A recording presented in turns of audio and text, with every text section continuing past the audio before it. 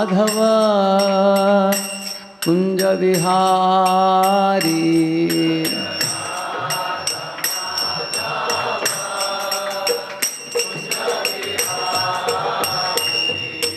राधा माधव कुंज विहारी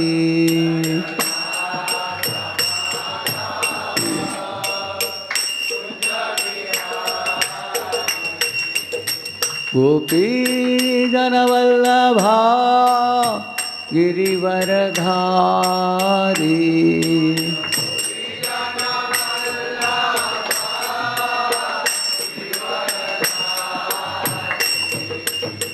गोपी जनवल्लभा गिरिवरधारी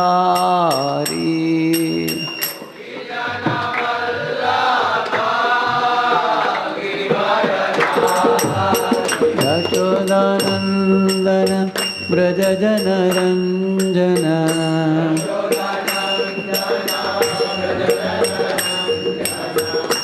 यशोदानंदन ब्रज जनरंजन यमुना तीरावनचारी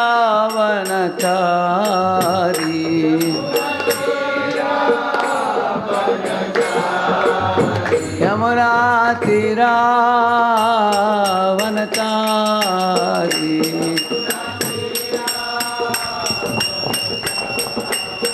जय राधा माधव कुंज विहारी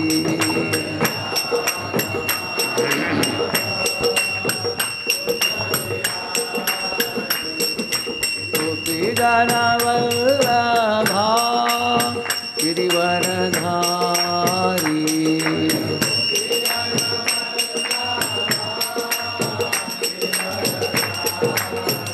यशोदानंदन ब्रज जनरंजन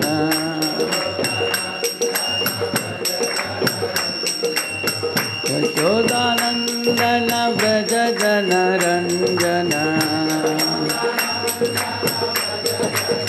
यमुना तीरावनचारी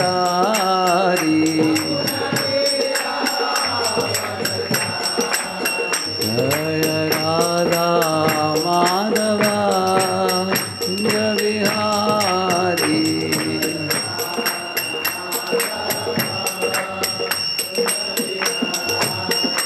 हरे कृष्णा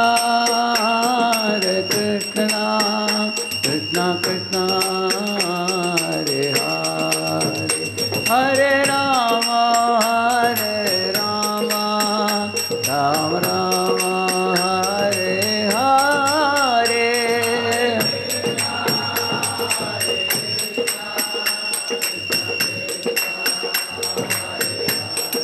हरे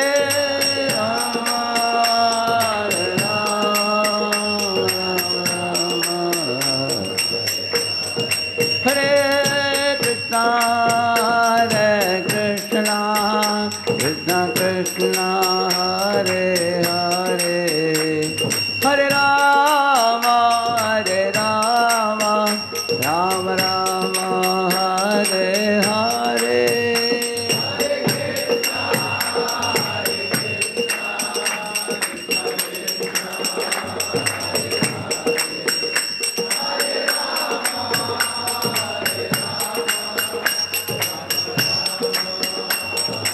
हरे कृष्णा कृष्णा कृष्णा हरे हरे हरे राम राम राम हरे हरे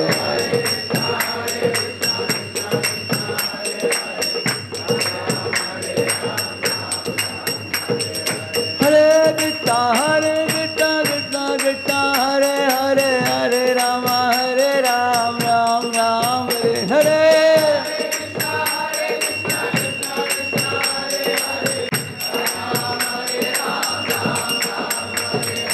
कृष्ण बलराम जय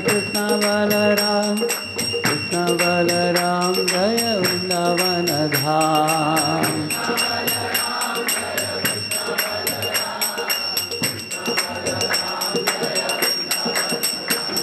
जय जय जय बलदेवा जय सुभद्रमय जय सुदर्शना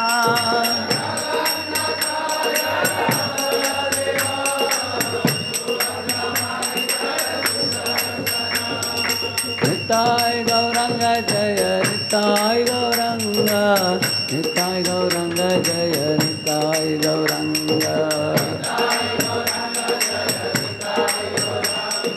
निताय प्रभुपाद प्रभुपाद प्रभुपाद प्रभुपाद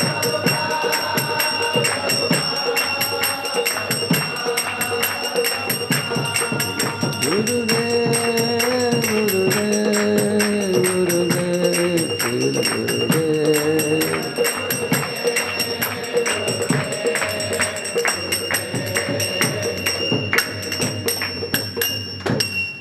पावन हरिनाम संकीर्तन की अनंत कोटि वैष्णव वृंद की श्रील प्रभुपाद की ग्रंथराज श्रीमद्भागवतम की ओम अज्ञानतिमिरन्धस्य ज्ञानाञ्जनशलाकया चक्षुः उन्मीलितं येन तस्मै श्रीगुरवे नमः श्रीचैतन्यमनोभीष्टं स्थापितं येन भूतले स्वयं रूपः कदा मह्यं ददाति स्वपदान्तिकं वन्देऽहं श्रीगुरोः श्रीयुतापदकमलं श्रीगुरून् वैष्णवांश्च श्रीरूपं साग्रजातं सहगणरघुनाथान्वितं तं सजीवं साद्वैतं सावधूतं परिजनासहितं कृष्णचैतन्यदेवं श्रीराधा कृष्णपादान् सहगणललिता श्रीविशाखान्वितांश्च नमा ॐ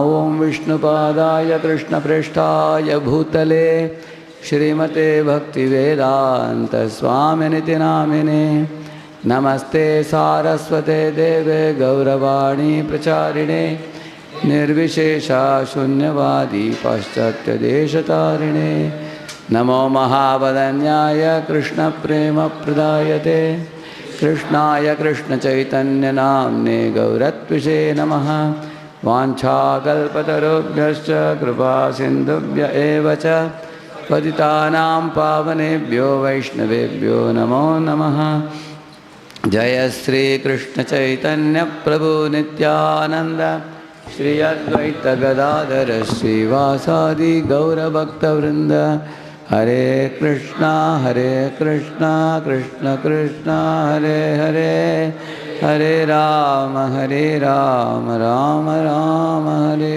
हरे।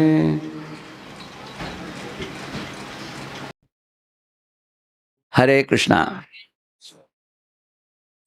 पिछले एक बार मुझे आने की याद है, इधर जटनी सेंटर में है, इस्कॉन जटनी। इधर कौन आते हैं? जगत गुरु प्रभु आते हैं और सच्चिदानंद प्रभु आते हैं।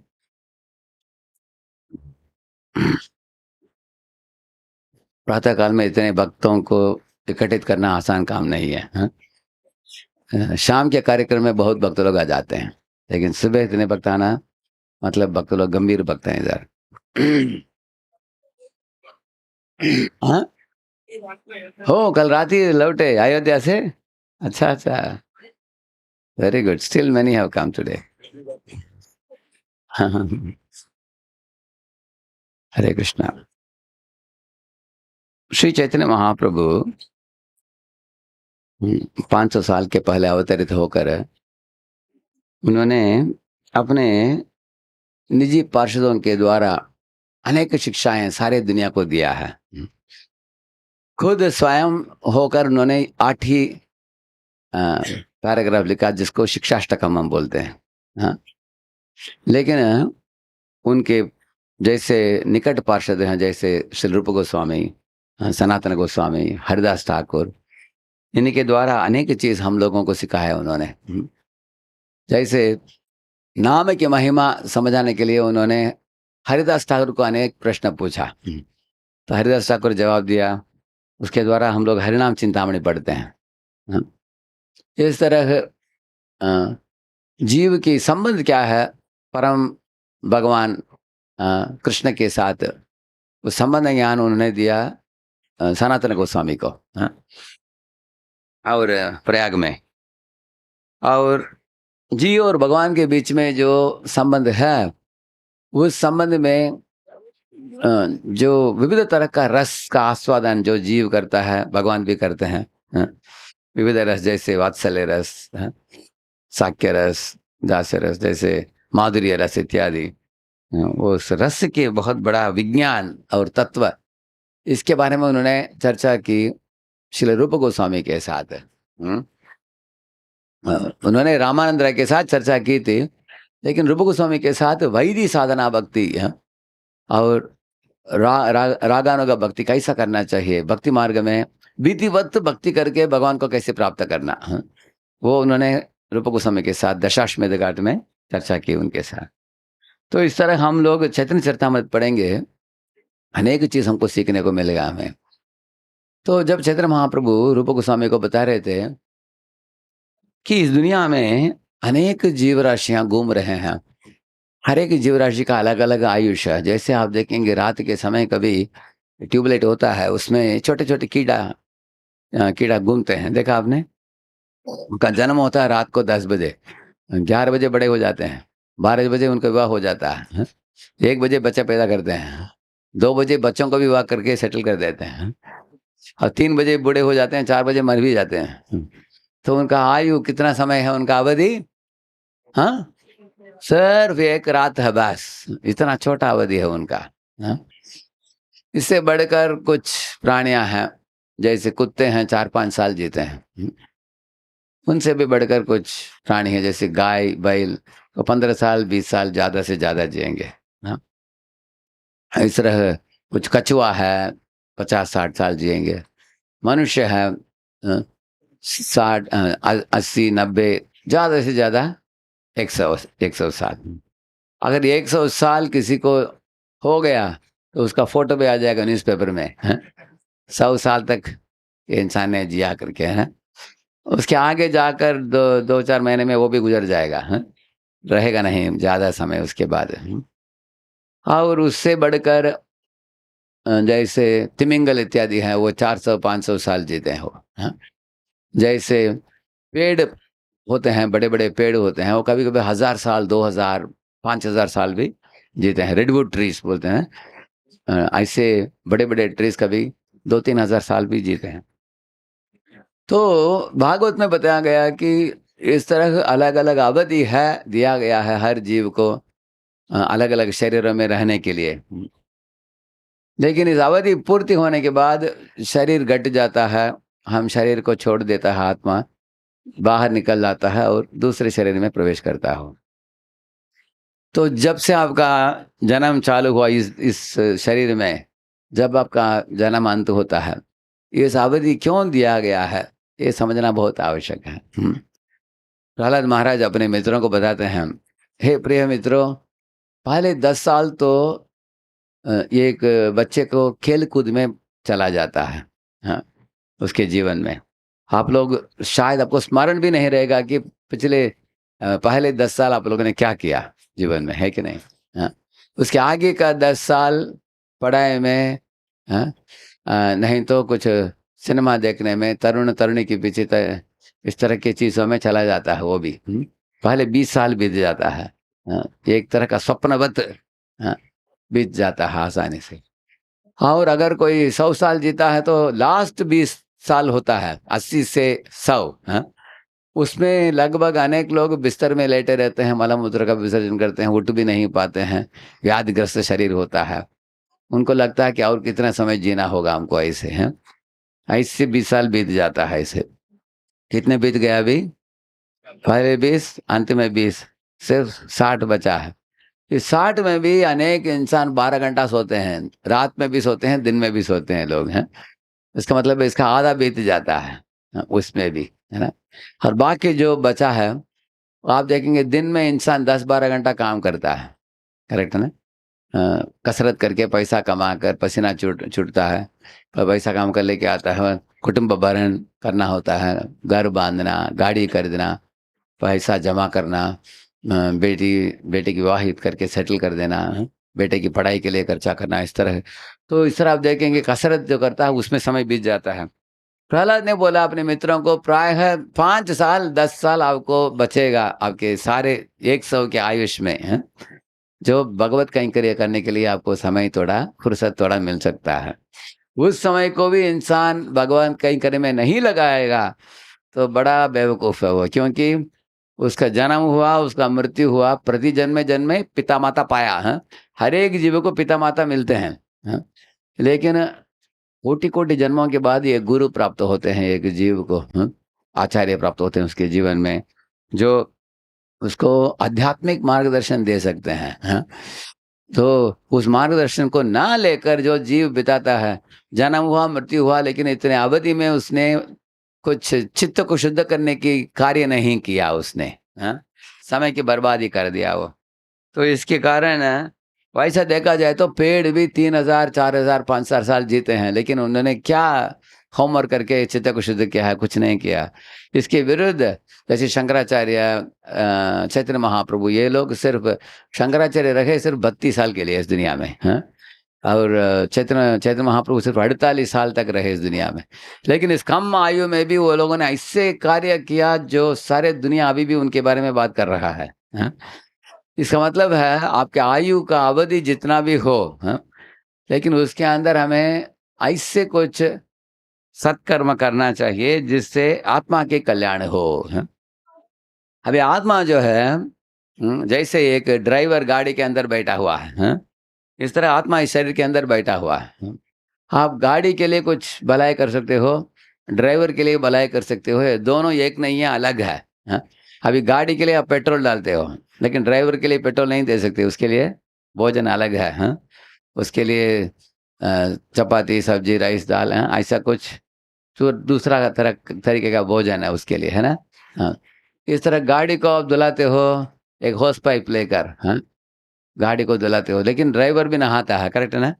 इस तरह सर्वात्मस्नपनम परम विजयते श्री कृष्ण संकीर्तनम। अगर आत्मा को नहलाना हो, उसके लिए प्रक्रिया क्या है? हरिनाम जप, हाँ?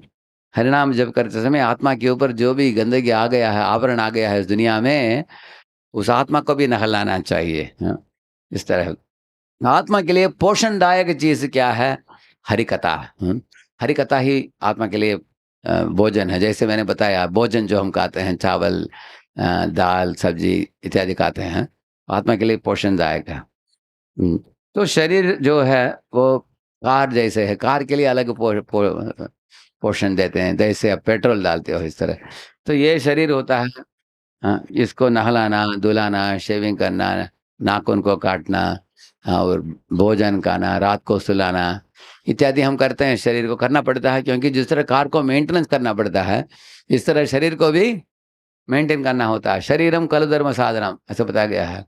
शरीर यात्रा पिचते ना प्रसिद्धेद अकर्मणः, कृष्ण बताते हैं अर्जुन को, ये कोई भी पुरुष इस दुनिया में आलस्य नहीं होना चाहिए, कसरत करना चाहिए, क्योंकि शरीर को बचा कर रखने के लिए भी थोड़ा यत्न करना होता है इस दुनिया में। जैसे आप लोगों को मालूम है कि हमें भूख लगता है तो भोजन चाहिए, प्यास लगता है, थोड़ा पानी पीने के लिए पानी चाहिए, हमें सुरक्षा के लिए घर बांधना होता है, तो इसी तरह हमें नाता रिश्ता जोड़ना, एक परिवार के सहित रहना इसलिए इस तरह अच्छा होता है, इसलिए तो इंसान विवाहित होता है, बच्चे पैदा करता है, माता-पिता, बीवी बच्चों के साथ रहता है, तो उसके लिए भी, उनको सँभालने के लिए भी एक व्यक्ति को काम करना होता है, हाँ? इस तरह दुनिया में शरीर की माँगों को पूर्ति करने के लिए कुछ समय देना ही होता है, हाँ? कोई भी नहीं बोल सकता है कि नहीं, मैं शरीर के ऊपर ध्यान नहीं दूँगा, हाँ? क्योंकि सुबह उठकर आपको अगर मुँह नहीं धोया आपने तो बास आएगा मुँह से, हैं? अगर नहलाया नहीं तो शरीर से दुर्गंध आएगा, हाँ? मुँह भी धोना होता है, नहाना भी होता है, इस तरह से कमाना भी होता है, हैं? ये सब करना होता है शरीर के लिए। लेकिन 99% इंसान इस शरीर की माँगों को पूर्ति करने के लिए समय बिताता है। 99% हैं? लोग क्या करते हैं? अरे! हम खुद ही नहीं, हमारे माता-पिता हैं, बीवी-बच्चे हैं, घर है, नौकरी है, ये करना है, वो करना है। समस्याओं को हल अ, करने के लिए वो इस तरह समय बिताता रहता है। अचानक एक दिन मृत्यु आकर खड़ा हो जाता है उसके सामने, हैं। तब शरीर छोड़ते समय उसने आत्मा के ऊपर जो मन का आवरण आ गया है, उस मन को उन्होंने मन के मल को मिटाया नहीं। जैसे कि वैसे रह गया वो। इसलिए मनुष्य जीवन की लक्ष्य जो है वो पूर्ति नहीं हुआ है।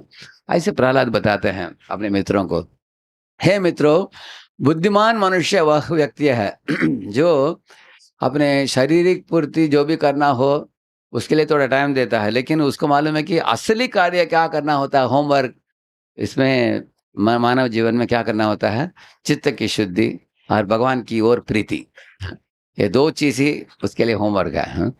Purification of heart and glorification of God, यही आत्मा के लिए। जैसे उदाहरण के लिए मैं आईआईटी में ज्वाइन किया ना, जब 1991 में। आईआईटी बहुत बड़ा विशाल कॉलेज है, लगभग 600 एकड़ है, उतना बहुत बड़ा है, अनेक बिल्डिंग्स हैं, खेलने के लिए टेबल टेनिस का कोर्ट है, वॉलीबॉल का कोर्ट है, फुटबॉल का जगह, ऐसे बड़े बड़े लाइब्रेरी हैं, बड़े बड़े थिएटर भी हैं, उधर सिनेमा देखने के लिए भी है। हाँ, इस तरह अनेक सुख सुविधा है उधर, है रहने के लिए व्यवस्था है, अनेक होटल्स है अंदर भी, है ऐसे। तो जब हम ज्वाइन किया, हमने देखा कि कुछ कुछ विद्यार्थी जो अंदर आए वो घूमते थे अलग अलग होटल में खाने के लिए, सिनेमा देखने के लिए घूमते थे, खेल कूद में मजे में रहते थे, लेकिन पढ़ाई छोड़कर सब कुछ किया उन्होंने। हाँ, तो 4 साल पूरा जो हुआ उनका, उसके बाद वो फेल हुए थे अनेक पेपर में, उनको डिग्री मिलेगा क्या? नहीं मिला। 5वां पढ़ा, छठा साल पढ़ा, 7 साल होने के बाद ये एक लड़का था, उसको एनएफटी करके दिया आईआईटी ने। एनएफटी का मतलब not fit for technical education, ऐसे बोल दिया। क्यों बोल दिया ऐसे? क्योंकि आईआईटी में आया लेकिन पढ़ाई नहीं किया, बाकी सब किया उसने। हाँ? इस तरह मनुष्य भी इस मनुष्य शरीर में क्या करता है, आत्मा के कल्याण करने का काम जो है उसको छोड़कर बाकी सब करता है। हाँ?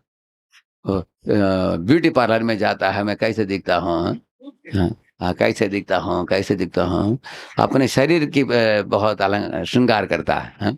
नहीं तो खाने के लिए अलग अलग होटल में घूमता है ऐसे, हाँ? नहीं तो स्त्री पुरुष के चक्कर में पड़ जाता है, नहीं तो पैसे के चक्कर में पड़ जाता है, नहीं तो किसी के साथ झगड़ा करना जमीन के लिए, उसके हाथ काटो, इसके पाँव काटो, हाँ?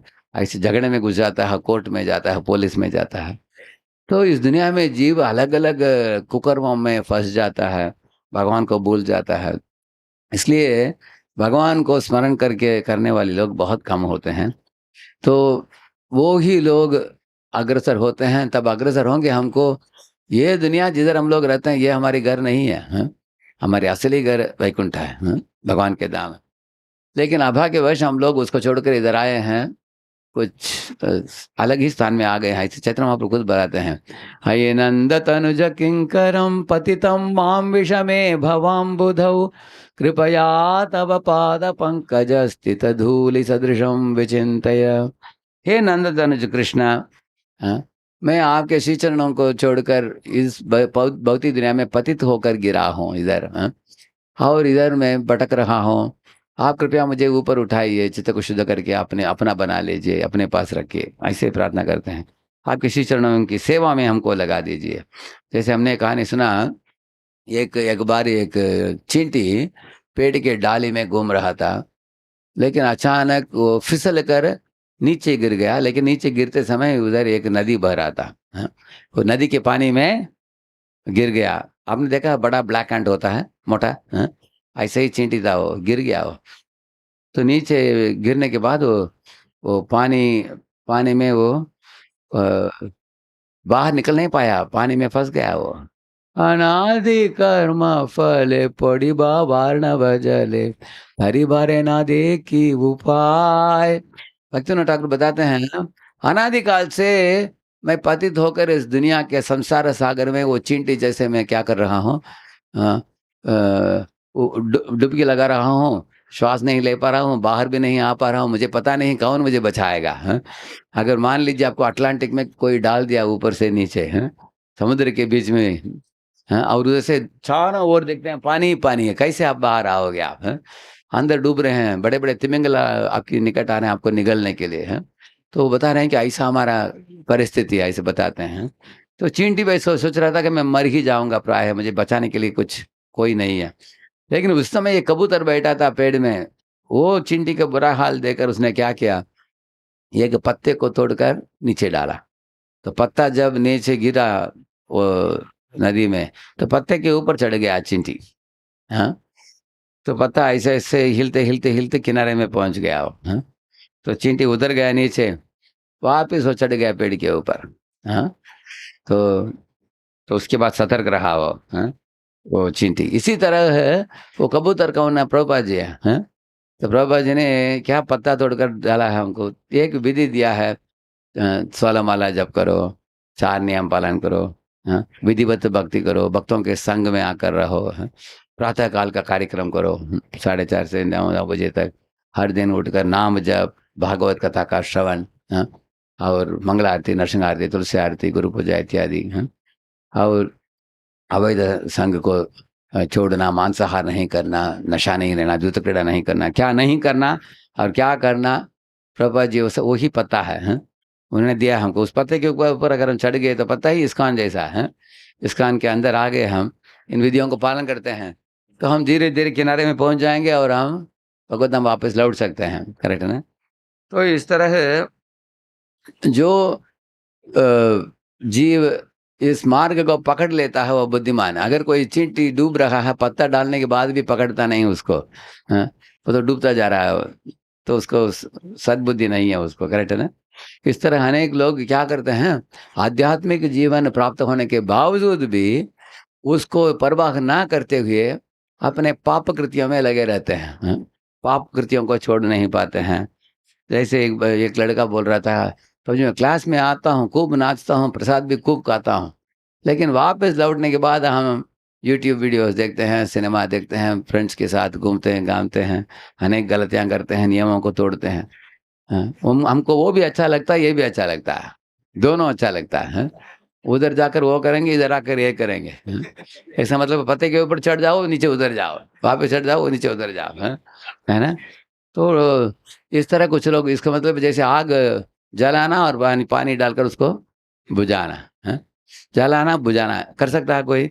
इस तरह अगर आप मान लीजिए कोई माताजी किचन में, रसोई में जाकर आग जलाती है, सब्जी को कुकिंग करना है, तो पानी डालकर उसको बुझा दिया, तो कैसे होगा सब्जी? कुकिंग नहीं होगा ना, हाँ? हम दोनों नहीं करना चाहिए, हाँ? हम पाप कृतियों को छोड़कर, हाँ, भक्तिमय कृतियों में जुड़ना चाहिए।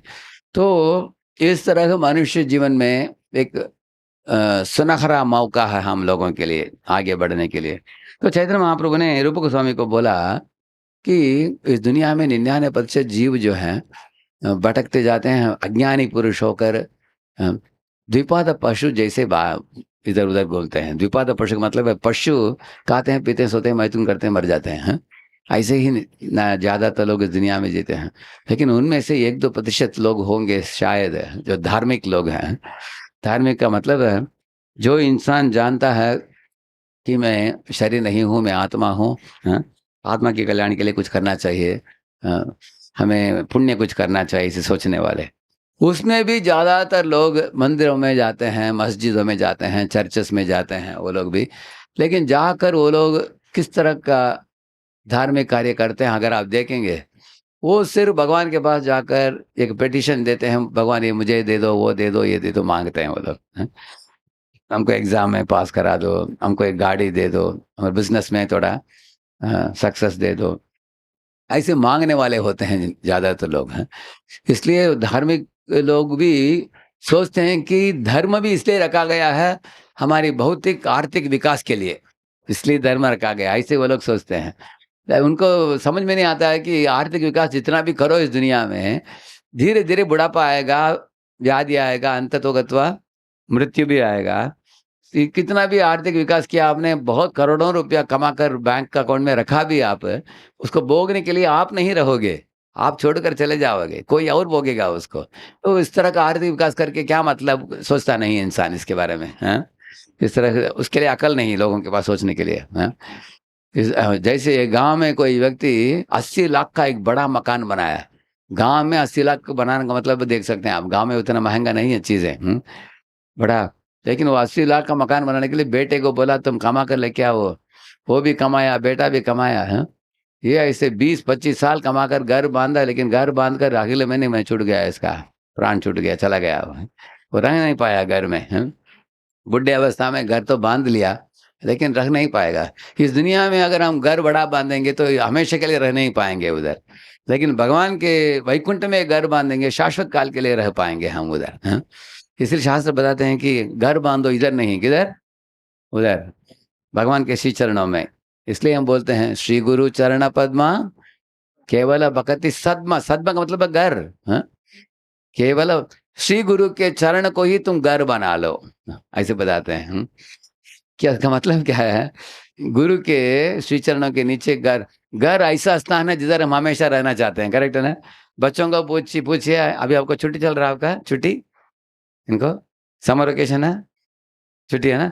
तो छुट्टी होगा तो बच्चे किधर आते हैं? घर आ जाते हैं। कॉलेज के विद्यार्थी भी क्या करते हैं, अगर छुट्टी आ गए तो तुरंत घर में चले जाओ। घर ऐसा स्थान है सब लोग पसंद करते हैं। हाँ?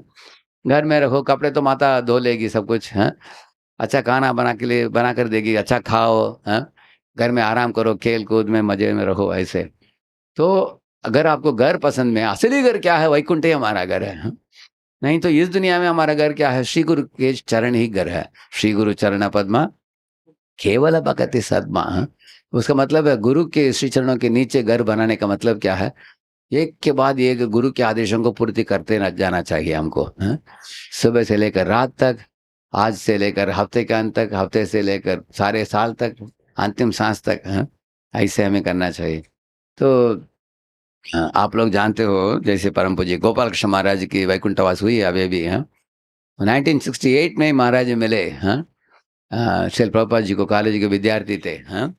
उस समय से लेकर अभी 2024 तक वो हर सांस में प्रभुपाद की सेवा में जुड़े रहे वो। हाँ? 80 भाषाओं से ज़्यादा भाषाओं में किताबों का ये किया, अनुवाद किया उन्होंने, अनुवाद करके छापा और वितरित किया। हाँ? सारे दुनिया में जैसे 6 करोड़ से ज़्यादा किताबें वितरित हुए हैं। ऐसे सारे दुनिया में किताबें वितरित हुए हैं। और बीबीटी के ट्रस्टी बनाया प्रभुपाद जी ने उनको। प्रभुपाद ने उनको दिल्ली में लगभग 10 मंदिर बांधने के लिए बोला उन्होंने। हाँ? तो अभी उन्होंने 20 मंदिर बांध दिया उधर। हाँ? जो प्रभुपाद जी का आदेश था उससे ज़्यादा ही कर दिया उन्होंने, आप देख सकते हैं ऐसे। हाँ? अब जब भारत के प्रधानमंत्री के द्वारा उन्होंने एक स्टैम्प को निकाला प्रभुपाद जी के फोटो लेकर, प्रभुपाद जी के फोटो, इसमें एक कॉइन भी निकाला, सिल्वर कॉइन। हाँ? प्रधानमंत्री को एक बहुत बड़ा मोटा भगवत गीता भी उनको दिया। हाँ? और ये प्रधानमंत्री के पहले एक वाजपेयी करके प्रधानमंत्री थे, उनको दिल्ली मंदिर के उद्घाटन के लिए बुलाया। और भारत के प्रेसिडेंट प्रणब मुखर्जी को पुणे लेकर आए, पुणे मंदिर के उद्घाटन के लिए। अनेक अच्छे अच्छे चीज किया इस्कॉन की यश को बढ़ाने के लिए, प्रभुपाद जी को और मशहूर बनाने के लिए। और प्रभुपाद जी की सेवा में हर क्षण, हर सांस में वो सोचते थे कैसे ये कृष्ण भावनामृत का वितरित किया जाए, ऐसे। इसी तरह परम पूज्य भक्तिचार्य स्वामी गुरु महाराज आप देखेंगे, प्रभुपाद जी ने देखा कि ये बंगाली बोलने वाला लड़का है। हाँ? और बुद्धिमान है, अच्छे परिवार खानदान में जन्म लिया है इसने। तो प्रभुपाद जी ने उनको एक आदेश दिया कि मेरे सब किताबों को आप अनुवाद करो, किसमें? बंगाली भाषा में। तो प्रभुपाद के स्टाइल को ही उन्होंने फॉलो किया। क्या किया उन्होंने? रात को उठ जाते थे, 12:30 1 बजे उठ जाते थे। हाँ? प्रातः काल में करते थे। पुणे में भी जब आए थे ऐसे उठ गए महाराज जल्दी। तो हम लोगों ने बात किया, महाराज बोले कि प्रातः काल में कोई डिस्टर्ब नहीं करता आपको। हाँ? वो अच्छा टाइम है अनुवाद करने के लिए। प्रभुपाद जी ने भी किया, मैं भी वही करूंगा प्रभुपाद के आदेश को पालन करने के लिए। हाँ? तो इस तरह प्रातः काल में अनुवाद करते थे, सब किताबों को करके सब छाप दिया। हाँ? वितरित किया। उसके बाद प्रभुपाद जी के ऊपर एक मूवी बनाया उन्होंने, मालूम है आपको? अभय चरण। हाँ? 45 एपिसोड्स का मूवी बनाया, आधा आधा घंटा आप देखोगे। हाँ? पुनः आए थे महाराज जी, अनेक एक्टर्स को लेकर आए थे, खुद ही उसका डायरेक्शन दिया। हाँ? मार्गदर्शन दिया, क्योंकि आध्यात्मिक मूवी है, साधारण मूवी नहीं है। हाँ? तो प्रभुपाद जी के जीवन चरित्र, तो प्रभुपाद जी को और मशहूर बनाने के लिए उन्होंने मूवी बनाया। हाँ? किताबों का अनुवाद किया इस तरह।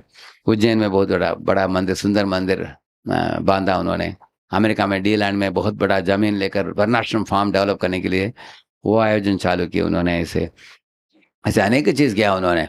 हाँ, मेरे गुरु महाराज बोलते थे कि इज ऑल भक्तिचार्य स्वामी महाराज कीर्तन्स और famous in all the 14 worlds, ऐसे बोलते थे। हैं? 14 भुवन में उनका कीर्तन बहुत प्रसिद्ध है, ऐसे बोलते थे। हैं? तो इस तरह हमेशा दिन रात वो कसरत करते थे ये इसको बोलते हैं तपो दिव्यम। हाँ, तपो दिव्यम का मतलब है दिव्य तरह की तपस्या मनुष्य जीवन में है, गुरु और कृष्ण की तुष्टि के लिए। हाँ, इस तरह है। तो इस तरह यही बताया गया है हाँ, शास्त्र में। जो लोग अ, अ, धार्मिक होते हैं, अनेक लोग अपने आप को धार्मिक बोलते हैं, लेकिन वो लोग मंदिर में आते हैं, कुछ अपने लिए कुछ मांग कर चले जाते हैं। चैतन्य महाप्रभु ने बोला कि ज्ञानी भी योगी भी हैं, ज्ञानी सोचता है कि इस दुनिया के दुख से निवारण कैसे पाऊं, हैं, ताकि मैं ब्रह्मलीन होकर आराम करूं। तो किसके बारे में सोच रहा है वो? हाँ, खुद के बारे में। घर में ही सोच रहा है मंदिर में जाकर भगवान को लिस्ट दिखा दूं, जो चाहिए मांगों को भगवान पूर्ति करेंगे, मैं तृप्त हो जाऊं। किसके बारे में सोच रहा है वो? खुद के बारे में। योगी सोच रहा है मैं भगवान के ऊपर ध्यान लगाऊंगा और योगिक पद्धति को पालन करके मैं अष्ट सिद्धि को प्राप्त कर लूंगा। जमीन में ये पानी में चलूंगा, हवा में उड़ूंगा, लोगों को दिखाऊंगा। इस तरह से मैं अष्ट सिद्धि प्राप्त करना चाहता हूँ। किसके बारे में सोच रहा है? खुद के बारे में। लेकिन भगवान के भक्त क्या सोचते हैं? प्रभुपाद की इच्छा क्या है, कृष्ण की इच्छा क्या है, कृष्ण के माता पिता कौन है, कृष्ण के प्रिय पहाड़ का क्या है, कृष्ण के प्रिय नदी क्या है, कृष्ण के प्रिय जानवर क्या है, कृष्ण के लिए क्या प्रिय पदार्थ मैं बना कर दूं। तो किसके बारे में सोच रहा है भक्त? हाँ, कृष्ण के बारे में। इसलिए कृष्ण के बारे में कोई सोचता है तो कृष्ण के पास जाएगा। हाँ? अपने बारे में सोचता है तो इसी दुनिया में रहेगा।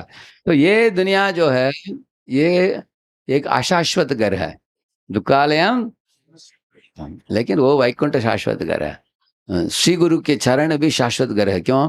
क्योंकि श्री गुरु का चरण अभी इधर दिख रहा है, बाद में वो वैकुंठ में चला जाएगा वो। इसलिए उस घर में आप रहोगे, आपको भी साथ में लेकर जाएंगे वो, है? वो भी चले जाएंगे, हमको भी लेकर जाएंगे उधर भगवान के पास।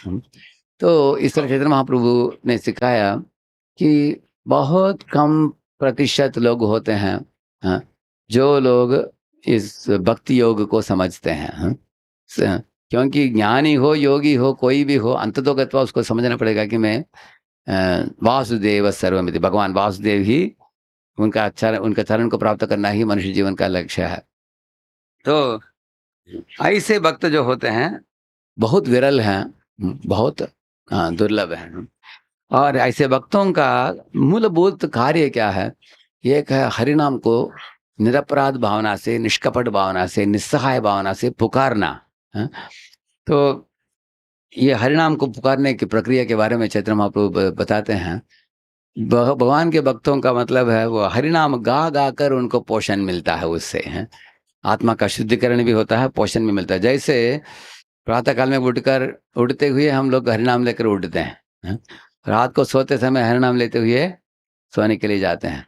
प्रसाद पाना है तो महाप्रसाद गोविंद गाकर, हरे कृष्ण गाकर हम लोग प्रसाद पाते हैं, है ना? किसी भिखारी को कुछ प्रसाद देना हो तो उसको हरे कृष्ण बोलकर देते हैं, उसको प्रसाद भी है। कोई आपके मंदिर में आता है तो हरे कृष्ण गाकर स्वागत करते हैं। किसी को वापस लौटना तो हरे कृष्ण गाकर लौटाते हैं उनको, है? तो कुछ भी करते हैं, हमको ज़्यादा आपको वेद पुराण उपनिषद इत्यादि को अध्ययन करके बड़े पंडित बनने की जरूरत नहीं है। कुछ भी करते हो उससे भगवान के नाम को जोड़ देना चाहिए। हाँ? कुछ आपने भोजन बनाया, भगवान के सामने रखकर हरे कृष्ण बोलते हो तो प्रसाद बन गया वो, है? तुरंत। ऐसे भगवान का नाम कहीं भी उच्चारण किया जाता है, वो पदार्थ दिव्य बन जाता है। एक घर में अगर हरिनाम होता है तो घर दिव्य बन जाता है। भोग चढ़ाकर भगवान को हरिनाम लिया हमने, वो भोग प्रसाद बन जाता है ऐसे। हाँ? तो अगर आपने पैसा कमाया, उस पैसे के कुछ अंश को लेकर अपने प्रसाद बनाकर लोगों को वितरित किया तो सारा पैसा जो कमाया वो दिव्य बन जाता है ऐसे। हाँ? इस तरह हम लोग हर चीज करते हैं उसमें भगवान के नाम को जोड़ना चाहिए। लेकिन भगवान के नाम का गुण कैसे होने चाहिए? वो निरपराध भावना से नाम जपना होता है, निरपराध भावना, निष्कपट भावना। तो इसके बारे में मैं 2 शब्द आज बोलना चाहता हूँ, क्योंकि हम लोगों के आध्यात्मिक जीवन में खास प्रक्रिया है जप। एक श्लोक है, सब लोग पीछे दोहराएंगे। अतः श्री कृष्ण नामादि न भवेत् ग्राह्यमिन्द्रियैः सेवोन्मुखे जिह्वादौ स्वयमेव स्फुरत्यदः। हमारे ग्राह्य इंद्रिय का मतलब है स्थूल इंद्रियों से हम भगवान का दर्शन नहीं प्राप्त कर सकते हैं। हाँ? स्थूल इंद्रियों से, इसको स्थूल इंद्रिय जो होते हैं स्थूल होने के कारण भगवान एकदम सूक्ष्म वस्तु है। उनको कैसे देखा जाता है? तो बोलते हैं कि उसके लिए ऐसे चाले करो, किधर से बताते हैं, सेवन मुख्य ही जिह्वा आदो, जिह्वा का मतलब है जिह्वा, उधर से सेवा चालू करो। ये जिह्वा से क्या क्या करना चाहिए? ये जिह्वा से प्रसादी खाना चाहिए, बाकी कुछ नहीं खाना चाहिए। ये और जिह्वा से नाम लेना चाहिए भगवान की, ये जिह्वा से भगवान के गुणगान करने चाहिए। हाँ, इस जिह्वा से भगवान का कीर्तन करना चाहिए, जैसे आप लोग कीर्तन कर रहे थे, मैं जब आया इधर। हाँ? भगवान की नामों को गाना, भगवान की नामों को जपना, भगवान के गुणगान भागवत इत्यादि से लोगों को बताना, हाँ? और प्रसाद को ही प्राप्त करना है। 4 क्रिया कर सकते हैं आप जिह्वा से। हाँ? और क्या नहीं करना चाहिए जिह्वा से? प्रजल्प नहीं करना। हाँ? प्रजल्प मतलब है दुनियादारी चीजों के बारे में बात नहीं करना। हाँ? जैसे महाप्रभु ने सिखाया रघुनाथ दास को, है ना, उन्होंने बोला बालना बालना काइबे बालना पढ़िबे हृदय ते सर्वदा राधा कृष्ण सेविबे और ग्राम्य वार्ता ना कहिबे, ग्राम्य वार्ता ना सुनिबे। बोला उन्होंने ग्राम्य वार्ता जो है वो बोलो मत। ग्राम्य वार्ता का मतलब है पॉलिटिक्स के बारे में बातें करना, नहीं तो सिनेमा एक्टर एक्ट्रेस के बारे में, नहीं तो स्पोर्ट्स एक्टर्स के बारे में, नहीं तो लड़का लड़की के बारे में, दुनियादारी चीजों के बारे में बातचीत करना। ये जिह्वा का सदुपयोग नहीं है, दुरुपयोग है। हाँ? ये प्रजल्प को त्याग दो। कुछ लोग बोलते हैं अरे इतना गर्मी हो गया, अभी ग्रीष्म इस साल टेम्परेचर बहुत बढ़ गया, कुछ लोग बोलेंगे, और उसके बाद बारिश आ जाएगा, अरे ज्यादा बारिश हो रहा है आजकल। हाँ? ऐसे बोले। उसके बाद ठंडी का मौसम आएगा, अरे ज्यादा ठंडी होगा हो रहा है अभी, इतना ठंडी की जरूरत नहीं है। आप बोलते जाओ, जो भी आप बोलोगे नहीं बोलोगे, वो जो होना है वो होने ही वाला है वो, है? तो इस तरह के शीत उष्ण के बारे में बातचीत मत करो। और लोगों के संबंध में मत बोलो कि ये पतला है, ये मोटा है, ये लंबा है, ये छोटा है, ये काला है, ये गोरा है, हाँ? ये अनपढ़ है, ये पढ़ा लिखा है, ये गरीब है, ये धनी है, ये सब मत बोलो। हाँ? क्योंकि ये सब परिवर्तनशील है। हाँ? आज कोई धनी है, कल हो सकता है गरीब। आज कोई गरीब है, कल हो सकता है धनी। आज कोई अनपढ़ है, कल हो जाएगा डॉक्टर इंजीनियर बन जाएगा वो। हाँ? कोई पढ़ा लिखा है, वो मर मिटेगा और कहीं कहीं और जन्म लेगा वो। हाँ? ये सब परिवर्तनशील दुनिया है। हाँ? तो परिवर्तनशील चीजें जो है उनको देख कर कमेंट मारो मत। हाँ? समय की बर्बादी मत करो। हाँ? और इस तरह दूसरे लोगों के अच्छाई बुराई के बारे में मत बोलो। हाँ? क्योंकि मान लीजिए अगर आप एक डॉक्टर के पास जाते हो अस्पताल में, अंदर बैठा है डॉक्टर, दरवाजा बंद है, बाहर 40-50 लोग बैठे हैं, कंपाउंडर एक एक करके अंदर छोड़ रहा है, हाँ? आप भी बैठे हो।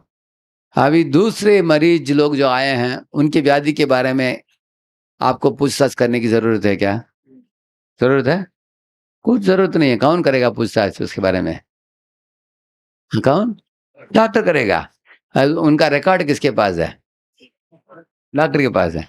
तो हम लोग क्या करना चाहिए? डॉक्टर के पास गए आप अंदर जाओ, डॉक्टर से इंजेक्शन लो, बाहर आओ, निकल जाओ। बाकी लोगों के व्याधि के बारे में बोलने की जरूरत। इसी तरह हम इस्कॉन में जब जुड़ते हैं, बाकी भक्तों में जो कमी है उसके बारे में बातचीत करने की जरूरत नहीं है। ये दूसरा चीज है। पहला चीज प्रजल्प बोला, दूसरा बोला अपराध। अपराध करने की क्या जरूरत है? डॉक्टर का होना, गुरु जी डॉक्टर हैं, प्रभा जी हैं और उनके गुरु जी हैं, वो डॉक्टर हैं। वो उनको बुलाएंगे, डांटेंगे, सुधारेंगे। हाँ? जैसे एक बच्चा होता है मलमूत्र विसर्जन करता है, उसको आप सुधारते नहीं, क्लीन नहीं करते, कौन करता है? उसकी माँ करती है। करेक्ट है ना? तो माँ उसको आलिंगन भी देती है, दूध भी पिलाती है, जब वो मलमूत्र विसर्जन करता है उसको सफाई भी करती है। हाँ? इस तरह गुरु उनको पोषण भी देते हैं, थप्पड़ भी देते हैं जरूरत पड़े तो। हाँ? सुधारना तो दोनों करने वाले गुरु होते हैं। हम लोगों को कमेंट मारने की जरूरत नहीं है। इसलिए हम अपराध करने की जरूरत नहीं है दूसरे भक्तों के बारे में। आप खुद का देखो, हमारे जीवन में क्या सुधार लाया जाए वो देखना चाहिए। दूसरों के अंदर दोष देकर दोषारोपण करना उचित नहीं है। हाँ? आलोचना करना ये हमारे लिए उचित नहीं है। तो जिह्वा को गलत प्रयोग नहीं करना चाहिए। अगर आप अधिकारी हो, किसी भक्त का के ऊपर कुछ शिकायत आया है, तो उसको सुधारने के लिए आप उनको बुलाकर बातचीत कर सकते हो। नहीं तो एक भक्त के बारे में 10-20 भक्तों के पास जाकर उनके बारे में बोलना कि ऐसा है, फलाना-फलाना भक्त ऐसा है, वैसा है, तो ये दोषारोपण हो जाता है, दोष कथा बोलते हैं उसको। तो मुख से प्रजल्प नहीं करना चाहिए, हाँ, और मुख से अपराध नहीं करना चाहिए। और क्रोध के वश में आकर गाली नहीं देना चाहिए, हाँ। अभी इस्कॉन में आने के पहले कुछ-कुछ लोग बुरा भला बोलते थे लोगों को मुँह से, करेक्ट है ना? गाली वगैरह देते थे, हैं, या गधे बोलते थे, हैं? हाँ, ऐसे बोलते थे, कुछ भी बोलते थे ऐसे। लेकिन वक्ता बनने के बाद हमें हमारे जिह्वा को क्या करना होगा? नियंत्रण करना होगा, हाँ। पहले जिस तरह हम बोलते थे ऐसे वो बोल नहीं सकते अभी, हाँ। अभी भक्त बन गए, तिलक पहनते हैं, कंठीमाला पहनते हैं, जपमाला है, तो हम वैकुंठवासी जैसे बातचीत करना चाहिए, वैकुंठ में सब लोग एक दूसरे को प्रभु बुलाते हैं, माता जी बुलाते हैं, हैं? आदर पूर्वक एक दूसरे को दंडवत प्रणाम करते हैं, एक दूसरे को आदर देते हैं, किसी से ईर्ष्या नहीं करते हैं, दूसरे लोगों की प्रशंसा करते हैं, अपने बारे में बड़ा नहीं बोलते हैं कभी, हैं? कोई एक वक्त आकर किसी को बोला कि हे तुमको मालूम है, हाँ, मैंने 20 किताब वितरित कर दिया, हाँ। और दूसरा वक्त बोला है 20 क्या बड़ी बात है, हमने 100 किताब वितरण किया 5 साल पहले, हाँ? ऐसे बोल रहा है, अभी कुछ नहीं कर रहा अभी, हैं? हाँ, लेकिन इस तरह ये एक दूसरे लोग अपने बड़ापन बताएंगे दूसरों को, वो वैकुंठ का वातावरण नहीं है, हाँ? वैकुंठ वातावरण मतलब है अपने अहंकार को, मिथ्या अहंकार को मिटा देना, हाँ? और दूसरे भक्तों की प्रशंसा करना, और दूसरे भक्तों के संबंध में दूसरों का अच्छा बोलना उनके बारे में, हाँ? तो पर ये भक्तों के सामने दोषारोपण नहीं करना चाहिए, प्रजल्प नहीं करना चाहिए, गाली नहीं देना चाहिए, हाँ? अपने बड़ापन नहीं बताना चाहिए मुँह से, हाँ? अहंकार के वश में आकर जीवा को कंट्रोल करना चाहिए, हाँ? और इस तरह अ हम जिह्वा का सदुपयोग हम करेंगे सही ढंग से, उधर से ही चालू होता है आध्यात्मिक जीवन। तो इस तरह हम सेवोन्मुखे जिह्वादौ स्वयमेव सुरत्यतः, जो परनिंदा नहीं करता है उसके मन शांत हो जाता है, हाँ? जो परनिंदा करता है दूसरों की उसके मन विचलित होता है, हाँ? क्योंकि मान लीजिए आपने किसी भक्त के बारे में बुरा 4-5 भक्तों को बोल दिया, और आप देखते हो कि वो ही भक्त है उन 4-5 भक्तों को मिलकर कुछ बातचीत कर रहा है। आप उनको देखकर डर जाओगे, अरे ये लोग बोल नहीं देना चाहिए, हैं? मैंने इनको जो बोला अगर बोल देंगे उसको तो मेरे पीछे पड़ेगा वो, हैं? डर जाएँगे हम। तो शांति से जी सकते हैं क्या हम? शांति से नहीं रह पाएँगे। इसलिए हमें जिह्वा को वश में करना चाहिए, पहला चीज़, वाचो बेगम बोला गया है ना? तो भक्तिविनोद ठाकुर बताते हैं जिह्वा से 5 चीज़ निकलते हैं, हैं? वो बोलते हैं useless talk, argumentation, debate, fault finding, blasphemy, 5 चीज़ है, यूज़लेस टॉक का मतलब है गप्पा मारना, अनावश्यक बातें, हाँ? यूज़लेस टॉक एंड आर्गुमेंटेशन का मतलब है वाद-विवाद करना, आयुर्वेद अच्छा है, एलोपैथी अच्छा है, भारतवासी अच्छा है, अमेरिकी अच्छा है, हाँ? माता जी डिवोटी अच्छे हैं, प्रभु जी डिवोटी अच्छे हैं, हैं? ऐसे हैं, इस तरह है। मेरे गुरु के शिष्य अच्छे हैं, तुम्हारे गुरु के शिष्य अच्छे हैं। इस तरह की तुलना करना और पक्षपात करके इस तरह का आर्ग्यूमेंटेशन करना। तो आर्ग्यूमेंटेशन से क्या होता है, डिबेट आ जाता है। डिबेट डिबेट वाद विवाद में जुड़ जाता है इंसान, है? पहले आर्ग्यू आर्ग्यू का मतलब ये भी है, अगर कोई आपको सेवा देते हैं, उनके साथ आर्ग्यू करना, क्यों हमेशा हमको ही पकड़ते हैं सेवा के लिए, हैं? उसको क्यों नहीं दिया, हाँ? एक बार इजोलनाथ भक्ति सामंत महाराज एक रथ यात्रा में गए थे, मैं भी गया था उधर। उधर देखा कि अनेक लाइफम लोग 400-500 लोग अगर बैठे हैं कुर्सी में, स्टेज के ऊपर कुछ नहीं चल रहा है। वो लोग ऐसे ही एक दूसरे के साथ बातचीत कर रहे हैं। उन्होंने 2 ब्रह्मचारियों को बुलाया, बोला कि अरे चले जाओ आप लोग स्टेज के ऊपर, थोड़ा कीर्तन करो, नहीं तो सब लोग प्रजल्प कर रहे हैं ना। हाँ, ये लोग रथ यात्रा के प्रोग्राम के लिए आए हैं, कोई नहीं है अटेंड करने के लिए। तो वो भक्त पूछ रहा था इनको, आप हमको क्यों पकड़ रहे हैं? हैं? कोई किसी और को बोलिए ना, हमको क्यों बोल रहे हैं? तो महाराज ने उनको बोला, देखो मैंने तुमको गलत कुछ करने के लिए नहीं बोला, हरिनाम करने के लिए बोला। महाराज ने पूछा किस संस्था के हो बताओ आप? बोला हम चैतन्य महाप्रभु की संस्था के। चैतन्य महाप्रभु ने क्या सिखाया है? वो तो हरिनाम संकीर्तन करते रहते, 3-3 घंटा करते थे। मैं वही बोलता हूँ आपको, थोड़ा हरिनाम करो बोलता हूँ, गलत क्या बोला मैंने? हाँ? तो वो सही काम करने के लिए आप लोग तैयार नहीं हो? हाँ? ऐसे पूछा, वो बोल रहे हैं माइक नहीं है। ठीक है, माइक नहीं है, माइक के बिना चालू करो, माइक वाला आ जाएगा वो। हाँ? धीरे धीरे आ जाएगा माइक। हाँ? क्या परफॉर्मेंस के लिए नहीं जा रहे हो ऊपर? हाँ? हाँ? आप भगवान का नाम गाने के लिए आप भगवान को तुष्ट करो, बाकी सब आ जाएगा। हाँ? इस तरह बोला उन्होंने। बोलने का मतलब क्या है, कुछ लोग आर्ग्यूमेंट करते हैं, हाँ? वाद विवाद करते हैं। उसको कम सेवा दिया आपने, हमको ज्यादा दे दिया आपने। हाँ? अगर ज्यादा कर नहीं पा रहे हो तो बोल दो उनको कि इतना हो नहीं पा रहा हमारे हाथ से, थोड़ा करूंगा और बाकी किसी और को दे दीजिए। आर्ग्यूमेंटेशन में समय की बर्बादी मत करो। हाँ? यूजलेस टॉक, आर्ग्यूमेंटेशन, डिबेट, ये अच्छा है वो अच्छा है। श्रील भक्तिसिद्धांत ठाकुर बताते हैं, आप तुलना करना चाहिए किसकी? जो लोग बद्ध जीव हैं उनको तुलना करना चाहिए मुक्त जीव से। हाँ? वो लोग मुक्त हो गए, हम लोग बद्ध हैं, इसलिए हमको भी क्या होना चाहिए? मुक्त होना चाहिए। ये तुलना अच्छा है। इसको छोड़कर कोई बोल रहा है ये गोरा बकता है, ये काला बकता है, अरे दोनों जेल के अंदर है ना? तो कंपेयर करने से क्या लाभ प्राप्त होता है? इसको अगर बी क्लास जेल को ए क्लास जेल के साथ तुलना करोगे, जैसे हाँ, ये बोलते हैं ना, एक सुअर आपस में चर्चा करते हैं। एक सुअर बोलता है कि मुझे ये जो विष्टा जो है, गीला विष्टा अच्छा लगता है। दूसरा बोला नहीं नहीं, हमको सूखा अच्छा लगता है। अरे दोनों क्या है? हाँ। तो इस तरह भौतिक दुनिया में भौतिक पद, भौतिक स्थिति को तुलना मत करो। हाँ? ये बद्धावस्था और मुक्तावस्था उसका तुलना करो, ऐसे बताते हैं वो। हाँ? इस तरह useless talk, argumentation, debate, false finding, दूसरों में दोषारोपण करना छोड़ देना चाहिए। दूसरों में दोषारोपण करने से क्या होता है? हमारे मन दोषों से भर जाता है।